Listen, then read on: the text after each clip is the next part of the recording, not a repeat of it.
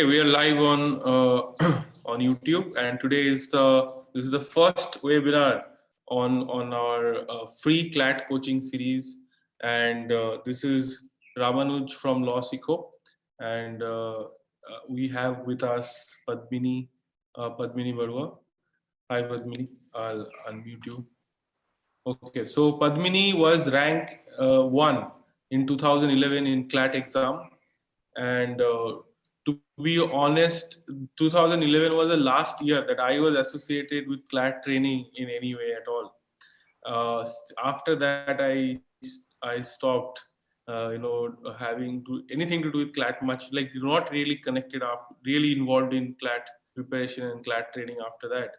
And I remember seeing seeing Padmini's name, when the results came out.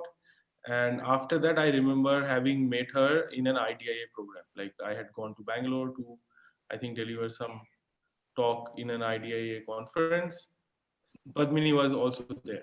So it's good to have Padmini on board on Project Maverick to make free online coaching available to anybody who wants to have it. Very high quality. That's the goal, that for free of cost, there should be okay. Really good quality training for CLAT should be available free of cost to anybody who wants to access it. And it should be through webinars, because webinars have really changed everything these days. So we are definitely looking at training people through webinars and also making those videos available on YouTube. So in the future, somebody wants to watch them, they'll watch them. So that is one idea. The other idea is that we will be also creating study material, mock tests, and make them available for free for people to practice and read. And I can already see somebody's asking, how can we get access to this, right?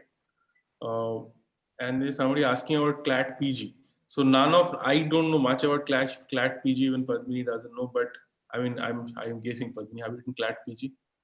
No. No. Okay. So we will, but I promise you that we will invite people for CLAT PG as well in the future. We do even plan to cover AILT. We want to cover DU law entrance, everything, right? So we don't want to really leave anything behind. So we'll have that in future. But today we're going to talk about CLAT UG, okay, not CLAT PG. And so right now we are starting with things that we already know, which is CLAT UG. And the idea is to create study material for all these exams that should be available for free of cost. There should be reading material, videos, podcasts, whatever you need, so that even when you're traveling, you can plug in and listen and learn on the go. So we want to make all of that available free of cost. Okay, and there would be a bit of money investment required, which lawsikho.com is making that money investment requirement required for that. And apart from that, there will be a lot of volunteers who have agreed to help. Okay, and I see a lot of people here thought it is about CLAT PG. I'm so sorry, it is about CLAT UG, not CLAT PG. Today, not today at least, we'll do CLAT PG in the future. Do stay in touch for that. Maybe if you cannot do CLAT, maybe you can help us, for example, to train people for CLAT UG, right? Who knows? So, okay, so let's welcome Padmini. Hi, Padmini. So why don't you start? Hi, I'm good. So I am guessing that some of the people who are attending today knows about me and knows about LawSikho, but why don't you introduce yourself? You, of course, I said that you topped in CLAT in 2011. After that, you went to Bangalore. Then tell us more. Sure. So 2011 is 9 years ago now, but I still remember the day that my results came out very clearly, because you don't forget something like that easily. So I was very lucky and fortunate and blessed to have that rank in the first place, and it allowed me to go on to NLS and acquire a good legal education for 5 years. So during my time there, I did a lot of work in legal aid clinics and with the Legal Services Center, and my interest leans towards human rights law, therefore. Right now, I'm pursuing my master's in public policy at the Fletcher School of Law and Diplomacy in Boston, and I focus on gender and migration and human rights. So that's what I do, and I'm to be able to come on board Project Maverick as your managing lead. think one of the issues that I encountered when I was preparing for CLAT was finding quality content to study from. And the paid resources themselves weren't enough for me to be able to rely on them effectively. So I'm looking forward to contributing to an accessible medium. Right, and I think that's something very good that you pointed out. Even when we were, taking coaching at my time, I did not write CLAT. There was national admission test for different exams, different Mm-hmm. universities, and I wrote NUJS entrance, and I was the incidentally also I was the second topper, joint second topper in that exam. But at Congrats. that time, thank you.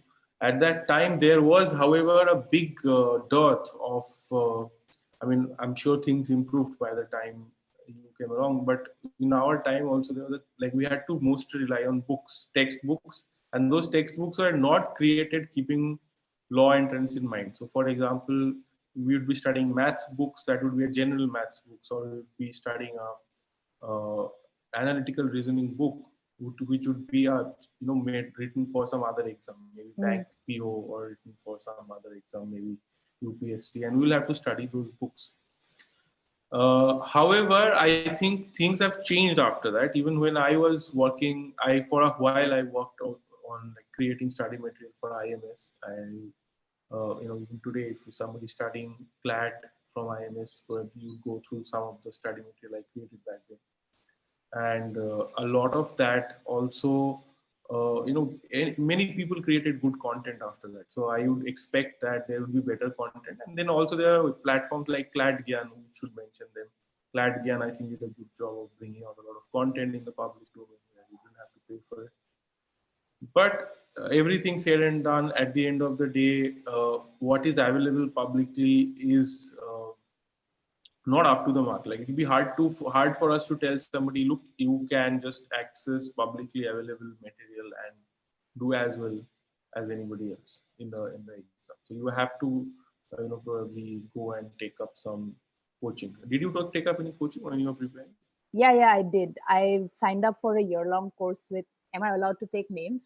Yes, go ahead, please. Why not? Sure. I signed up for a year-long coaching with Career Launcher at the time, and I took some practice tests from Sriram. And Okay. it was good. I got a good sense of how the exam would be structured. But moving to Guwahati, which at that time wasn't the most competitive place to be preparing for CLAT, the Northeast Mhm. remains quite underdeveloped in many ways, as you know, I'm sure. And the other thing is, I always felt like, especially with GK or with keeping on top of practice tests, there just wasn't enough material. So CLAT Gyan had just kicked off a year ago before that. So I relied on that a little bit for especially GK. Okay, great. That's awesome. So, so today's topic is that if somebody has to prepare in very less time for CLAT, okay, what are the challenges we are talking about? What challenges we are facing, and how can we best handle them, right? So, one thing that we can start from is past year's papers. I think past year's papers is something that, when I was preparing, it was like my, what do I say, compass, right? You go through like the compass, shows you which direction to go. I think your past year papers are kind of like that. By looking at the past year papers over many years, and now there are like, what 2008 to now, so there are 12 years of CLAT paper, 11 years of CLAT papers, Mm. past year's papers. By looking at them, you can tell a lot about what kind of uh, questions have been coming and what people think. And of course, the papers are different. There are different kind of questions. Sometimes the pattern also changes. But if you go through all of it, it kind of gives you a sense of what the law teachers or law academicians think as important while admitting students. Like what has been the different philosophies or ideas that people have pursued to frame these question papers.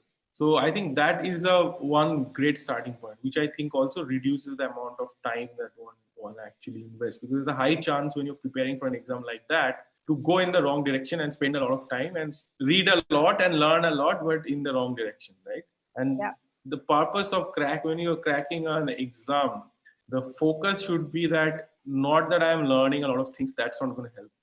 What's going to help is if I focus on what is going to enable me to crack that exam? So if you can throw some light on that from your No, I think you're absolutely right. Especially if you have a short preparation time, you need to identify what your weaknesses are right away, because everybody has some strengths that they're good at. So for me, in my case, it was English. I didn't have to put too much effort into the English section. My weakness, and so I took a couple of past year's papers, and it became extremely clear that I would have to work on the critical reasoning and the GK sections quite intensely. So it filters it out really quickly. You know where not to waste your limited bandwidth and where to target and what to target your attention towards. So that's one thing. The other thing is, the more you keep taking test papers, your time management improves quite exponentially. So even if you're just studying in the air, you're reading newspapers every day and you're practicing maths questions and you're doing a lot of other critical reasoning problems, you can't get a sense of how you're going to perform in that constrained time setting. So it's extremely important to keep taking tests. So what I would do usually is I would take a test, figure out how I did on it. And I was doing very badly at the beginning. 3 months before the exam, I was somewhere in the lower 10,000s. how much time do people have right now? So this is May, so June, July, August. So when do you think the exam might happen for CLAT? Nobody knows right now. I think it has been Nobody cancelled knows. twice. Yeah, But last I read was May 24th, but I don't think it's happening then. no, it's not. It's definitely not happening. Although there's the 8 p.m. or address by the PM, so the Yeah. lot depends on that. But the sense is so far that we are in no position to lift the lockdown. And even if it happens, to put a lot of young people into exam centers is going to be very scary. So Yeah. yeah. But on the completely, I mean, it's terrible what's happening, of course, but on a silver lining side, since you're under lockdown and at home anyway, you might as well use this time to prepare effectively. Right. So, and you probably can focus better now because you can't hang out with your friends. You cannot, you can watch Netflix. That's always there. But if you can avoid that much of trap and temptation, then it's easier to focus. So, but we can expect definitely that people have at least a month or two right now. Maybe, Yeah. The exam could be happening. People have told me as late as August also it is possible. So maybe July, maybe August we are looking at. I don't know how many people are thinking June, but I mean, what are your thoughts? Do you have any information or thoughts on this? Yeah, I'm looking at the comments, and June 21 seems to be the preferred date. So maybe everyone can start if maybe everyone can start planning as though this will happen in June. Assume worst case scenario, and then if you get more time, so much the better for you. So structure the planning now as if you have a monthish left, and then you can see how that goes after that. Would be my best advice. I think that's what I would do. Great. So in that case, assuming that I have only a month, how should I go about preparation? Take a test today, immediately within the time frame that the test mandates, because And see how much you get. see how much you get, see And what was the cutoff in that year? Yeah. Sure. What the Sure, cutoff okay. was, or you set your own target. I mean, pick up the AIR1 goal as your goal or whatever, because it's just goal setting. It doesn't matter. So then you see what the gaps are right now. Then you make a plan focusing on those gaps. Yeah, I Usually, think that's very important what you said. What is the gap? So can you explain this, how to identify the gaps? so each section has these differential amounts of cutoff, right? So you can check what percentage of your scores come from different sections, and in what section you're difference between you and your score and the full score in that section. Let's say 50 marks for GK. So if you're at 30, you need to really pump up your GK game and see what's going on with that. So that's what I would suggest you do. And Okay.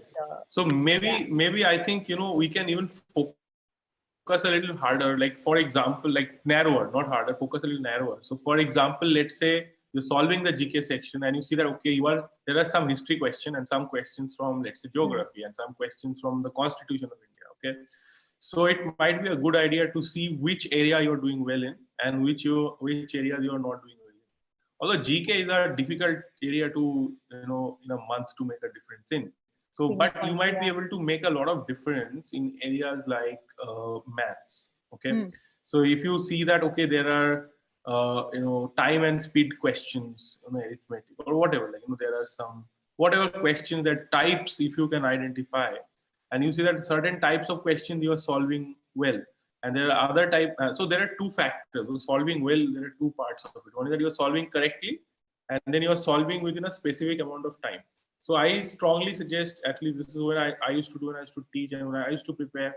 I used to say that, okay, what is the time I'm going to give to one question? Okay. So for example, if I say a maths question has to be solved in 2 minutes, not more than that. Okay. So I'll see that, okay, are these type of questions I'm solving correctly? That is one factor, but am I solving them under 2 minutes? If I'm not solving them under 2 minutes, then I have to work on that. And I think it is very important to pick up easy wins. Right now, there are easy wins that you can find rather than doing the hard stuff. It is very tempting. Okay, I don't know this. This is very difficult. Let me learn this first. No, it's much better if you can identify easy wins. So what I would do is that while I'm taking the mock test or taking the past year's paper test, actually I prefer past year's paper than mock test, especially unless you have done them 10 times and it is done and dusted, like the questions by heart. That's a different scenario. But otherwise, when you're practicing, maybe you can identify questions and then you can see the questions you are answering correctly but taking too long to answer. I think those are the first to target. That can you reduce the time you're taking by using either some technique, or maybe some teacher can help you to figure out how to solve this quickly. Maybe you can understand the basics better, then you'll be able to solve them faster. But the idea is that the ones that are frequently coming, the types of questions are frequently being asked, can you reduce the time? If you're correctly answering them already, can you reduce the time you're taking so that it comes under the cutoff you set for that type of question? For GK, for example, I had a rule that, I'm not going to spend more than 10 seconds on a GK question. 10 seconds, 15 seconds, because it's not likely that if I, instead of 15 seconds, what if I spend 1 minute? Will I answer it better? And my experience was no. Like, by spending more time, you're not going to answer it more accurately. Yeah, you know it or you don't know it. And I understand that there are concerns that the paper pattern has changed this year. So maybe taking last year's mocks might not be helpful. I think I'll respectfully disagree with that. I think even if the pattern changes a little bit, the kind of questions you can expect are not going to be radically different. Yeah, what they think is important to ask you is not going to change, even if they change the pattern. Like what is the change in the pattern exactly? The questions numbers have gone down from 200 to 150 as far as I know. Yeah. And the negative marking remains the same. I think you have a mark and then minus 0.25. Yeah, I think they said they won't check legal GK or something. Right. I'm not sure though. Like, yeah. So yeah, legal GK. That's right. Legal GK. So I think the very important factor either way would be here to be able to identify types of questions. I mean, how you are going to use your time in the next 1 month that could change the outcome. So maybe you can tell the story of yours. You're saying that when you started doing the mock test, you're not doing well. Then how did you came from there to topping the exam? What was the journey? I was doing extremely badly the first time I was taking these tests. And I just kept doing more and more tests because ultimately this is not a giant knowledge building exercise. You're not going into this with the idea that you'll write an academic paper or a book on what you're studying. You're just going there to crack an exam, right? So the more tests you keep taking, you get familiar with the kind of questions that come, and then your brain automatically starts clicking in terms of being able to identify phrases that are important in critical reasoning, what you need to look for, how do you quickly draw Venn diagrams. Your time management becomes really good overall. And I found that your ability to spot patterns, especially for logical reasoning and legal reasoning, also becomes really good.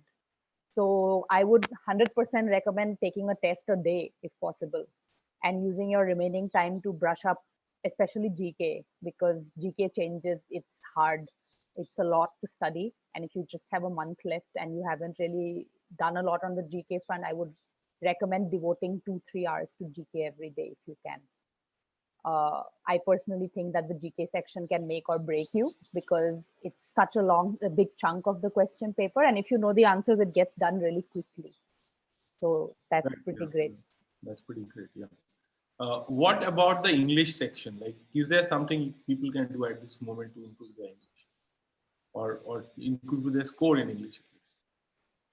Yeah, I think a lot of times that depends on the format of the paper. In my case, the paper was heavily comprehension based. You had these four gigantic passages from where you had to deduce all these answers. And I was served by the advantage of having a fast reading speed, actually. So that worked in my favor. Again, I'm just going to say to keep practicing, to make. So that is very interesting. In fact, you can improve your reading speed overnight. That is something that can be done. There are certain exercises. If you do them, you can overnight improve your reading speed. In fact, why don't I share a link with everybody here? I'm Yeah, not going to teach speed reading here today. I think I've done some videos also on speed reading, but I'm going to share uh, an article with all of you. Which by the way, I'll tell you, this is so powerful that it really helped me to make a huge difference in my performance in law school, because I used to struggle with so many things. I want to do many things, but finding the time was a challenge.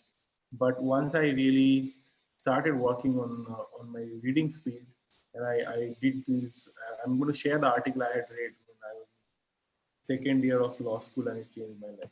Okay, so so I've shared it with everybody in the I'll share it on YouTube chat as well. I think yeah, this is a very good advice that you have suggested. That if people can improve their reading speed, it's going to make a world of difference in the exam. Like you could increase your marks by 10 marks simply by improving your reading speed. So I've shared the yeah. link here.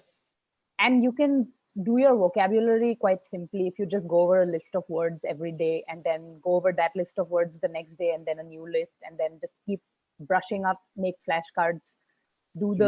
What I find very interesting is that in vocabulary, if you take just CLAT, it may not work. But if you take CLAT and NLS entrance and past NALSA entrance, NUJS entrance exams, and you take all the vocabulary together, okay, it gets repeated. Why it gets repeated? Because lawyers feel that certain words are going to be repeated. Okay, somebody saying that vocabulary has been removed from the pattern, please Yeah, understand, it doesn't it doesn't matter. matter. Yeah, because they will find ways to ask you those questions one way or the other, or it will Yeah, be there in some questions. yeah, they'll use a deliberately difficult word in one of the comprehension questions and then like you don't want to be stuck, no, in that Right. situation.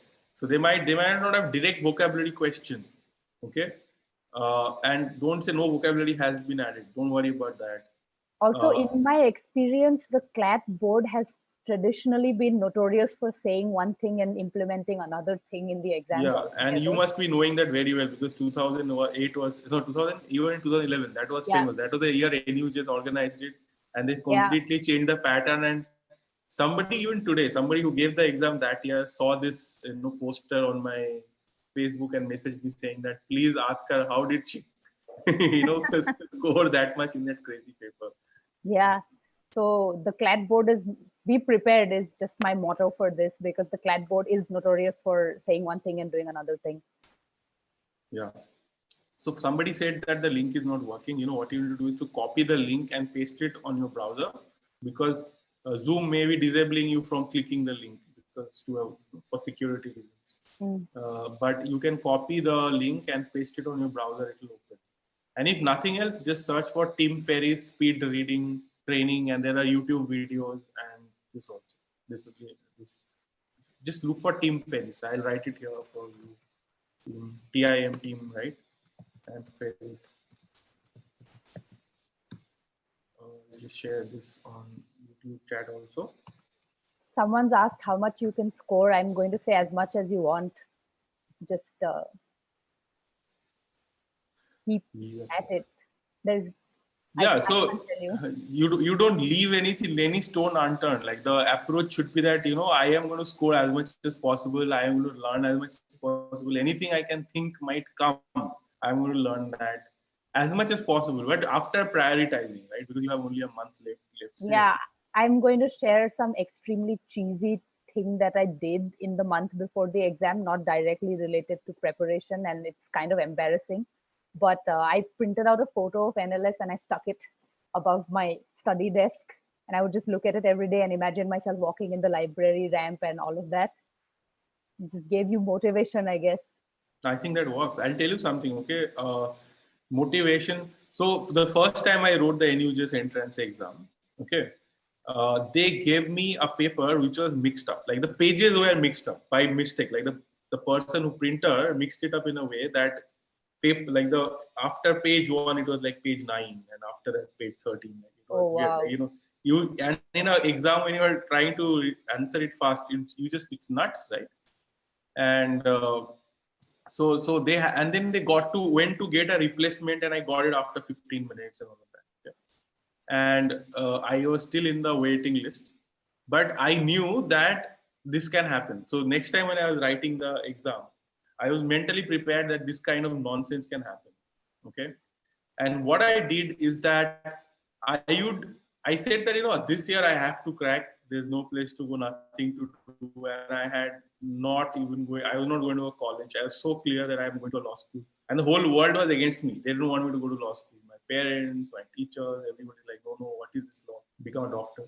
So now I was like so hell-bent that I have to go. So what I used to do is that every day I used to meditate, close my eyes, and literally imagine myself in the exam hall, and that I'm there's like that moment calm before the storm, right? So like that, sitting, and I'm just the answer paper, like the question paper is right in front of me, and I'm like sitting there waiting for the moment when the bell will go off and I start writing and start answering questions. Okay. And I have meditated that moment 1,000 times, I'm sure. Okay. And that kind of always kept me going. Like, so, I used to imagine myself like the Terminator. Yeah, I had watched this movie Terminator. So I used to imagine myself as a Terminator, like nothing stops me. Like I would take a book and just go through it, and I'll read a whole book in a day. Like, imagine like a Universal's CLAT book or something. And I will read the whole Universal's CLAT, this fat book, in like 7 days, because I'll read it back, like from front to back, and I'll answer all the questions. May get it wrong, but I was doing this non-stop. Okay. Very fast, and just imagine like the Terminator going, and whatever comes in his way, he destroys and goes ahead. So that was like my motto. Okay. And literally I used to imagine myself. And when I will start writing, uh, the exam, it was the same thing. I used to imagine myself that I'm the Terminator, and one question at a time, I will decimate everything on my way. Okay. Yeah, these things work in strange ways that we don't understand yet. I think it's No, it is a very well understood. Sports psychologists actually apply this. Of course, we don't have coaches of that level, but if you, for example, if you read about Michael Phelps, okay, who was the Olympic, like he has won the highest number of medals in a single Olympic, 7 or 9, I don't remember. Okay, so he has won like every swimming event in an Olympic that is there to win. Okay. Yeah.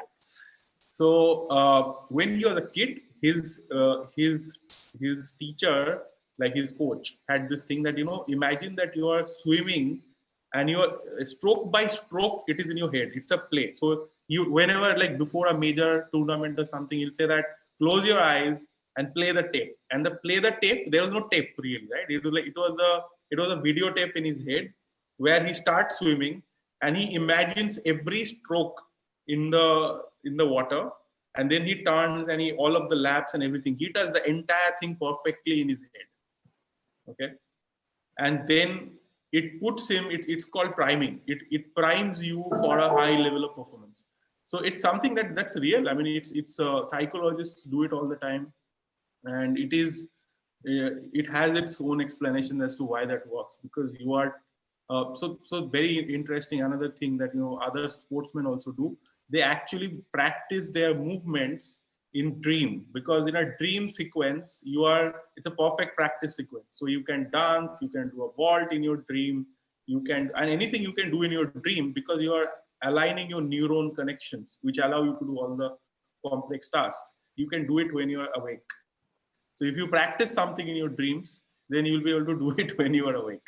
Anyway, so that it I think also pushes you, I think, at a certain subconscious level, it pushes you to do better. Do better, right? So I think that is very, very important. People are asking your CLAT score. It was 173. 170 out of 200, right? Yeah. Okay. Yeah. Now beat that. Okay. Yeah. It's been beaten before, so it can be done. Huh. So I think the mental preparation people do not always take into account that you have to prepare your mind for a high performance. It is not only about reading and knowing the stuff. A lot of people break down. A lot of people during the exam they get distracted. They feel too much under pressure. They miss out the questions they should have answered, and they spend too much time on the questions that should not be spend time with.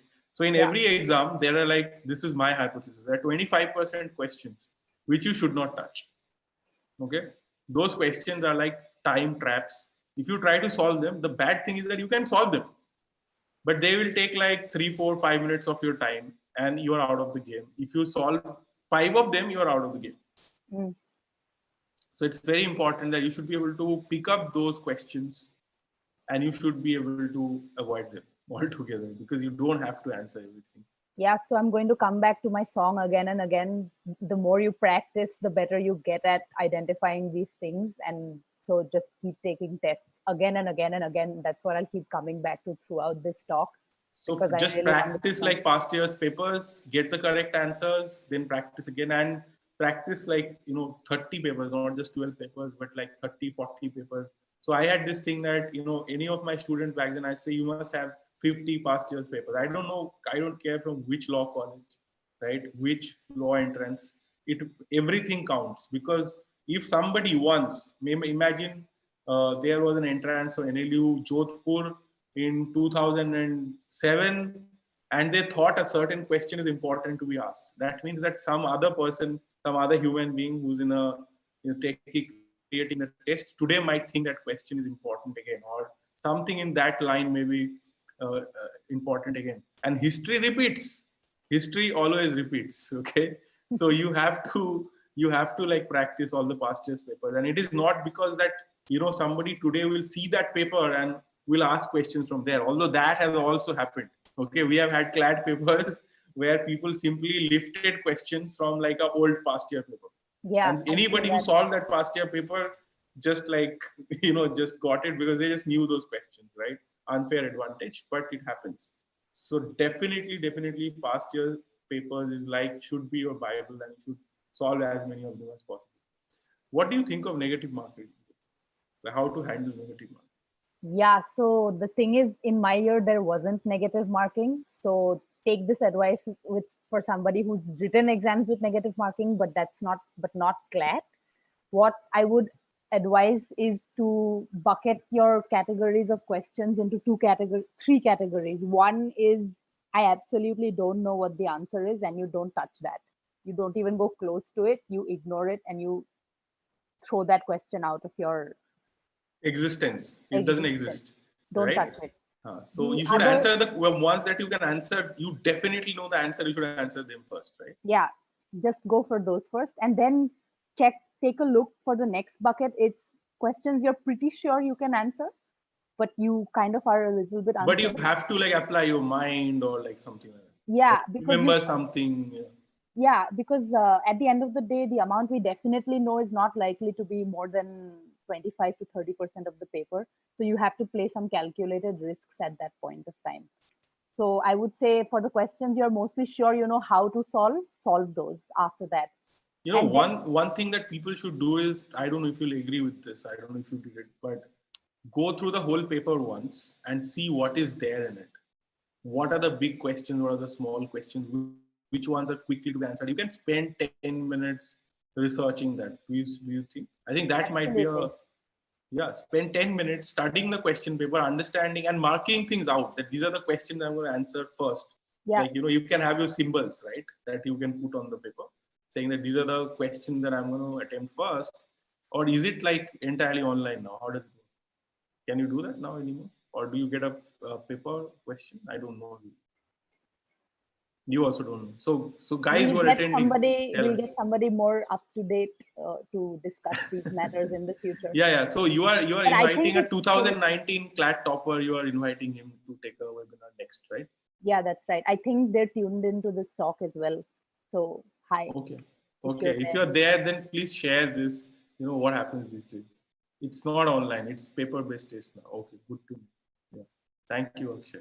So paper-based test, if you must write it down. You must keep marking the questions that you want to answer first, and the ones you don't want to touch as well, right?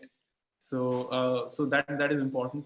What is the which are the topics that you should attempt first, and which one should you attempt later? In thoughts on that. According to me, what your strongest point is, attempt that first. In my case, it was English, so I just pushed that section out of the way right at the beginning. Then I thought the least amount of time GK is going to take, because what can you do with GK? You either know it or you don't know it. So I got that out of the way after that. Then I got maths out of the way, because that takes time for me to sort of get cracking, and I'm a little bit uncertain about my mathematics. I was at that point. It's gotten better now that I study it. I left logical reasoning for the end, because the questions are big paragraphs of critical reasoning, and you really need to spend time thinking about it. I managed my time well, so I had a big bucket of time at the end, and I got 5 minutes to revise also. So that was good. Somebody's asking, how many mocks should you take in a week? How many mocks should you take in a day? Let's say. How many can you take? Take those many. But I would say, on a serious note, maybe 2, one in the morning, one in the evening, and use use the bracketed time to prep. It's important to prep also. You can't just keep taking mocks. Because if you keep taking, so if you take a mock and then you have to go back and study the paper, right? So what you answered right, what you didn't answer right, what you answered within time, what took a lot of time, you must keep track of that. I think that is one critical aspect of preparation. And once you do that analysis, after you take the mock test and you find out your score, you do the analysis. I think that is the time when you realize what you need to study after that, right? So, where should you focus your energy now? That's very important. And you should always go for the lowest hanging fruit, not the ones that look very difficult, but that you think you can immediately do, something that looks very manageable, right? Yeah. What else? What other questions we have? There's a question on retaining the information. You just keep going over it as many times as you can, honestly speaking. Yeah, something very important about retention is that, at your age, you'll probably be making a very grave mistake about retention. So I'll tell you what happens. People say you open a book, okay, and you read the page 1, and then you remember everything in page 1. Okay, you're like, now page 1 is done. Then you move to page 2, and you read page 2, and you remember things in page 2, but you realize that you're starting to forget things from page 1. Then you go back to check on page 1. Do I still remember this? And then you go to page 3, and then you're like, now I'm definitely forgetting stuff that was in page 1 and 2. And by the time you're in page 10, page 20, you're like, oh my God, how can I remember all this? I don't remember anything I read in page 2, page 3, page 4, page 5. And that's not how it works. Okay. Your brain is different. So there is a part of your brain which has an immediate memory, and there are some things which are like mid-term, long-term memory. Okay. So when you are reading something, you commit it to your memory. So for example, I'm telling you a fact that, so for example, that, let's say, what do I say? Like, say password for this session is 123454. Okay. 123454. Now that is the password of the Zoom session for some reason. Okay. And I tell you this, and your brain has the ability to remember this number after 5 years also. It is there in your brain, but whether you'll be able to pull it out when you need, that is the only question. By the way, you may not remember it when you are not in front of the Zoom session, but when you sit in front of it, you remember, right? And I can give you a better example. Let's say you read that, okay, let me remember something. Okay, the Sepoy mutiny happened in 1857. Okay, now you read that and you are likely to forget. If you have never read it before, you read it the first time, you may forget. But you have to just remember 1857 Sepoy mutiny. Okay, I'm going to remember it and move on. Half the time, when you come back to that question later, you see the question again, your brain will trigger the answer and you remember. You may not remember it 2 hours later when you're trying to think, oh, when did Sepoy mutiny happen? Because you forget all this information, but it is there in your brain. So there are different parts of your brain. Some parts of your brain has long-term memory. And when you are dealing, it's like RAM and hard drive, right? So the information may not be in the RAM, which is your immediate memory, but it is there in your hard drive. So when you really need the information, your brain is capable of pulling it out of the hard drive. Just because it is not in the RAM, don't panic. Your RAM is much smaller than your hard drive. So your RAM will only remember what is immediately relevant. So when I used to study, right, I would go through things. I will take a pause when I read something new. I will take a pause and I will commit it to my memory and trust my memory that I'm going to remember this. Okay, this is very important. If you don't trust your memory, you won't remember. You have to trust your memory. It sounds crazy, but that's how it is. Okay, if you say that, yeah, I'm going to remember this and move on, and you can revise later on, but never backtrack. Never backtrack. Okay, if you backtrack, you will sabotage your preparation. So the biggest, if you go into even a law school, by the way, you pick up a book, somebody in a hostel, somebody is stable, pick up a book, after the exam, let's say the day after exam, open it, you will see that there'll be like 30 pages in the book. The first 30 pages are like crumpled and yellow, and like, you can see that they have been really read. And the rest of the pages are not red, they are pristine white. You know why? Because people get stuck with those first 30 pages. Because they go to when they are on page 30, they are trying to see if they can remember thing on the page 2, and then they backtrack and start reading from page 2 again. And in this process, they lose their confidence, and they also lose tremendous amount of time, and it is not necessary. This is not how the brain functions. Okay, you just think of how you learn a language. Let's say I'm a Bengali. I didn't learn English or Hindi when I was growing up. But how did I learn Hindi? I don't know. I was watching TV and I learned. The brain has its own way to learn. Okay. So if you give those inputs to the brain and you trust it to remember, tell yourself that this is important. I need to remember, and you move on to the next thing. Yeah, you're saying something. Sorry, I didn't mean to interrupt, but I found that like for facts and things like that, making flashcards and having it down in writing has helped me retain things a lot. And the other thing is, the sooner you apply the knowledge that you're absorbing, the faster you're going to remember. So if you study a section of GK and you take a GK test really quickly, then you'll remember because you used it.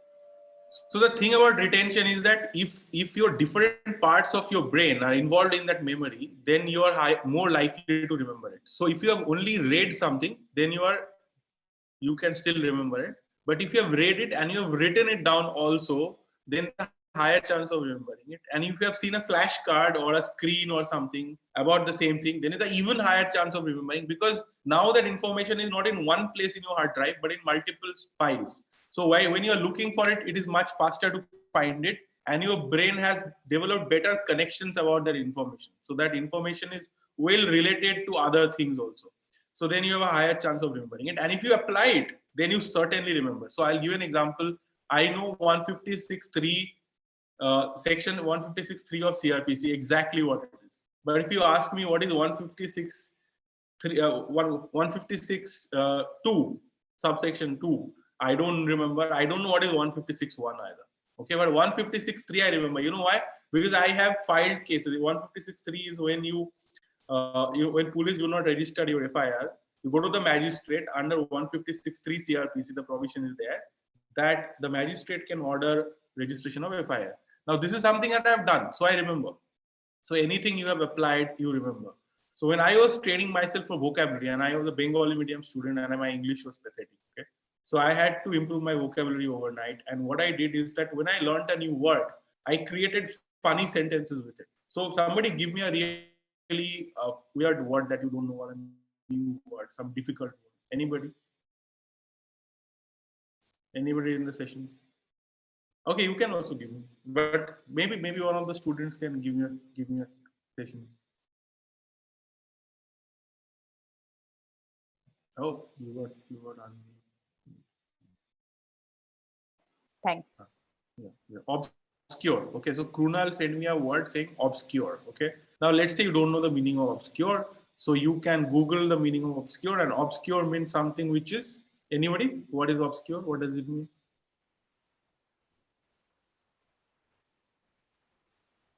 Okay, so it can be remote. Okay, it can be something which is very distant. Okay, it can be something that many people don't know about. Okay, very few people know about this place. Okay, so place or thing or obscure knowledge. It could be obscure knowledge. It can be obscure village. Now that is the meaning of it, and you read it from the dictionary. So what I'll do next is that I will create a funny sentence or some sentence that is very personal or something that I'm not going to forget. Some sentence like that. Okay, so I'll create a sentence that. I once went to a camping trip to an obscure village called Duarsini. Now I went to Duarsini. It was on a very memorable camping trip from my life when I was 8 years old, 14 years old, class 8. And I traveled to this place, and I always remember. I had my first crush on a girl over there. So now I remember that place for sure. No way I'm going to forget it. Okay. Now I relate this word obscure with that place. That Duarsini is an obscure village where I went on a camping trip. Now I am definitely not going to forget this. Okay. Now this is called, basically you're relating some new knowledge with a very well established knowledge in your brain. Then you're not going to forget it. So this is a very powerful way to retaining new knowledge. Once you relate it to that, you're not going to forget. There is something called memory palace. I don't want to like go too much into that, but if somebody is interested in developing superhuman memory, there's something called memory palace. Okay, memory palace is like imagine a room that you know very well. Okay, like every furniture in that place, everything. You can remember every inch of that place. Maybe your bedroom, maybe the room in which you grew up, maybe your drawing room, some room that your flat, you just remember everything over there, right? And then if you want to remember something, you have seen the magicians who can remember all the numbers people randomly tell them, and they can say it back, forward and backward. How can they do it? Because they associate each of the numbers or each of the information with their room, like each furniture. Like you enter the room, there's a chair. So somebody says some information, they associate with the chair, that this thing is sitting in the chair. And then there's next to the chair, let's say there's a piano. So next thing they said, okay, and another information to the piano. So then they can remember a lot. So it's called a memory palace technique for remembering massive amount of information. Okay. But you don't need that. I'm just trying to tell you that your brain is capable of remembering things way better where you associate new information with very well established old information that is very close to you, right? So it's just something that if you want to remember, right? Remember things and not forget. This is a very useful technique, and it is not hard. By the way, it may seem a little weird on the day one, or maybe not even day one. Maybe for the first 1 or 2 hours, it might seem difficult to remember. But as you keep doing this again and again, it becomes a second nature. And in a flash of in a blink, you'll be able to associate new information with old information and then retain them better and recall them. Sounds good? Should we field some questions from people? Yep. Let's do that. So questions. Okay, let's see on YouTube if there are any questions.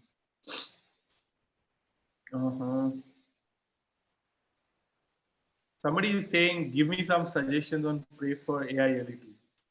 AI-LET is not all that different from CLAT, to be honest. There are some differences.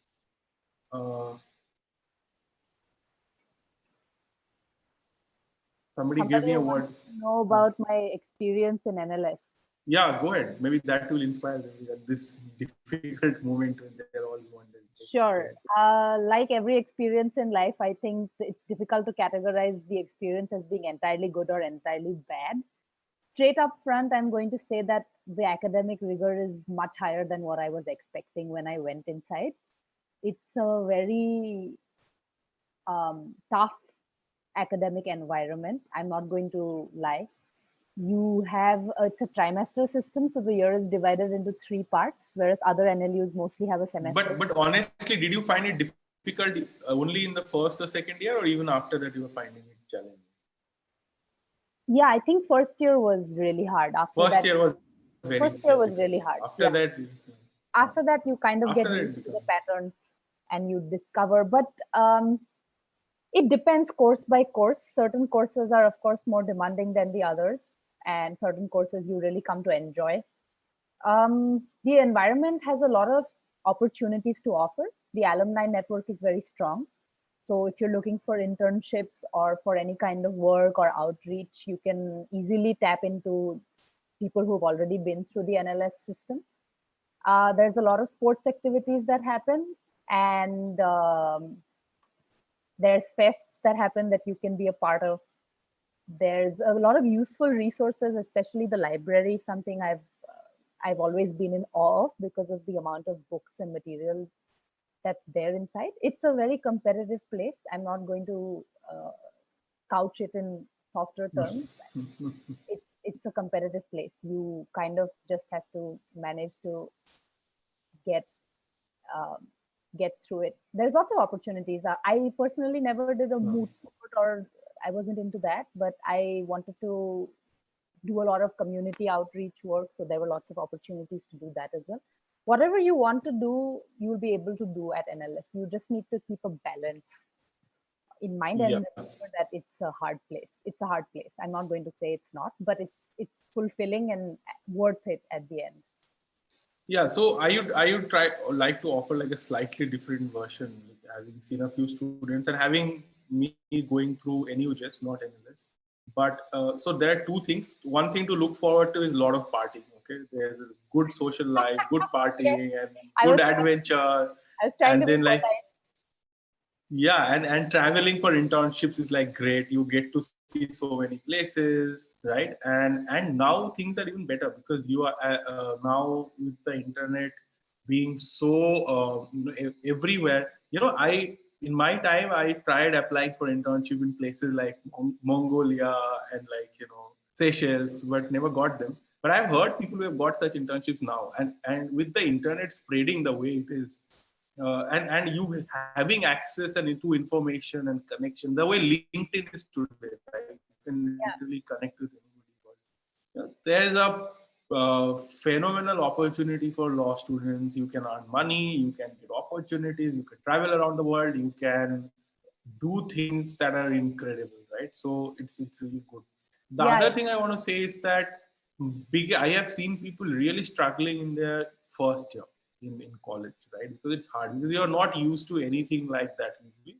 But once you go the first semester, second semester, or in our case, semester, in your case, 3 trimesters are hard. But after that, you start understanding the system. So the faster you understand how it works, how teachers think, how they give marks, how and there is like method to the madness. It's not like everything. It seems very crazy because you're not familiar with that, yeah, but if you have the right guidance or you can find good mentors, very soon you'll be able to figure out how the entire process works, how to score well without going crazy, how to get opportunities and all of that. There's a whole lot.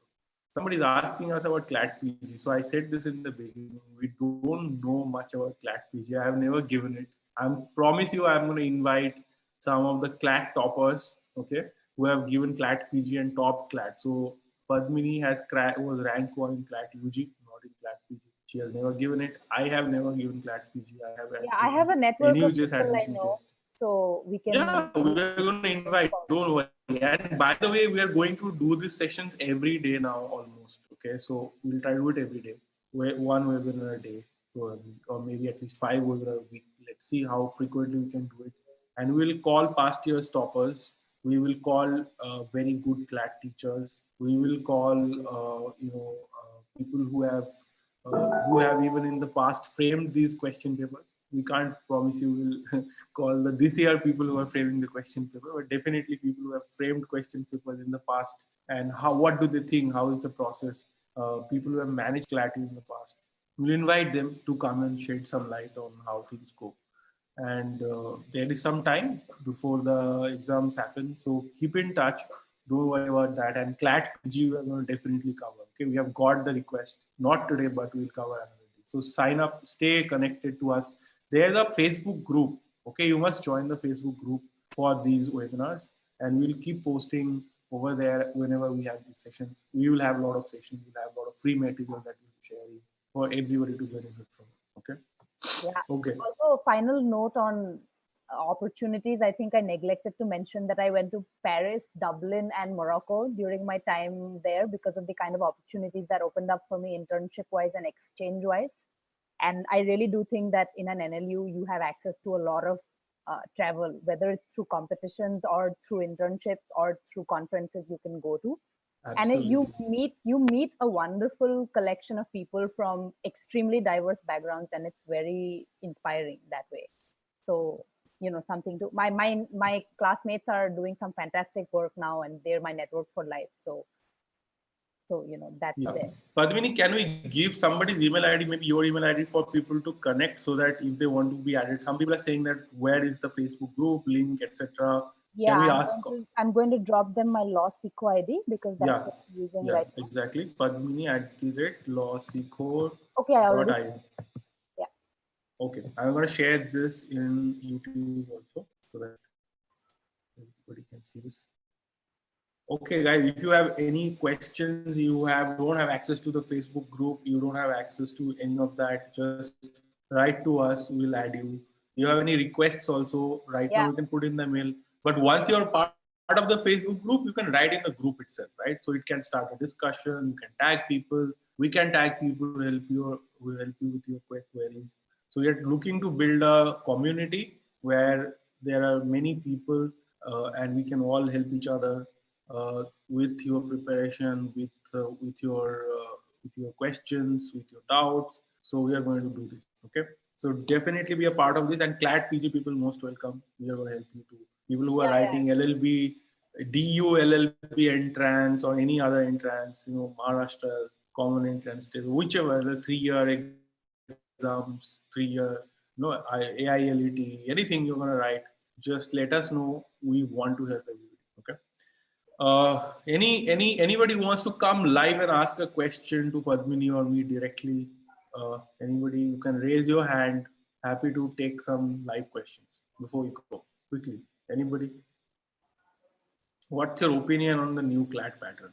We are going to do that. Don't worry. We're going to We'll call. cover it. Do you want to answer this, or should we say that we are tomorrow or day after you will have the toppers from CLAT 2019 who are, and some people who have really studied this pattern and give you feedback? Yeah. Or you have any quick comments you can share?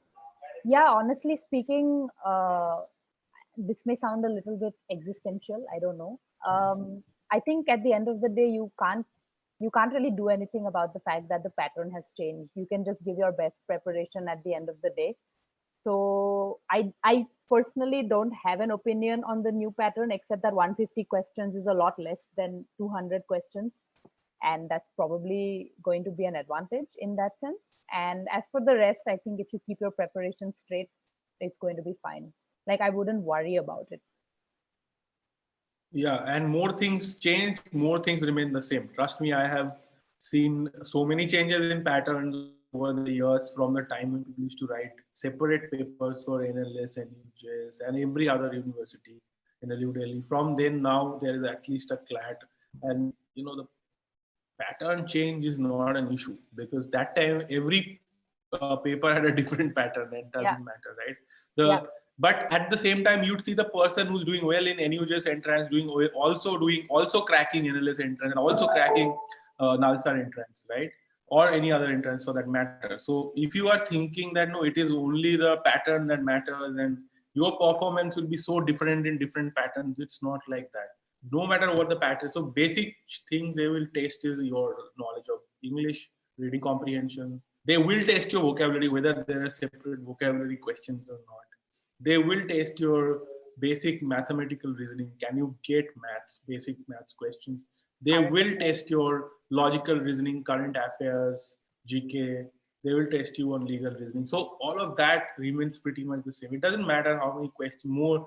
Those are like, smaller which you for. But in the end of the day, remember that it's you being able to, whatever the paper comes, it will be the same for everybody. And you being able to answer as much of that as fast as possible and being able to pick the right question. Half the battle is picking the right questions to answer. If you pick the wrong questions, then you're dead. If you pick the right questions first, you answer them, and then, that is also something very important. Okay. What are the best and easy to understand books for preparing for CLAT exam? We'll do a full webinar on this. Okay, we're going to talk about study material and books. Yeah. we'll get there, and we're also designing content right now, so all inputs would be welcome on what kind of content you want to see. Yeah, you can tell us what kind of content you feel that is missing right now. If you had that, it would be much easier. You Yeah. can say, for example, you want daily GK updates, whatever, anything, right? Okay. So any quick feedback, anybody? You have any quick feedback you want to share with us? Okay. So should we continue doing this session? Do you want us to do one session every day, or do you want okay to do one a week? What do you prefer? Tell us. What kind of people do you want us to call for these webinars going forward?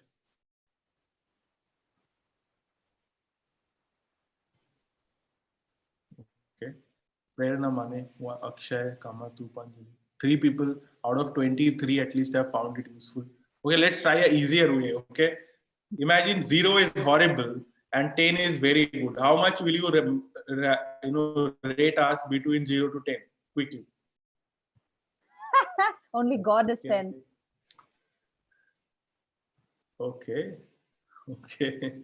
Somebody's giving 1,000. So everybody's in 10. So just think of it. If it was not 10, if it was 9, what could we improve? No, Sahil Kolkar is like very unhappy with us. Okay, Sahil got it. 0. Tell us what could we improve. Okay, fantastic. Good. We'll cover you material. Also. Sorry.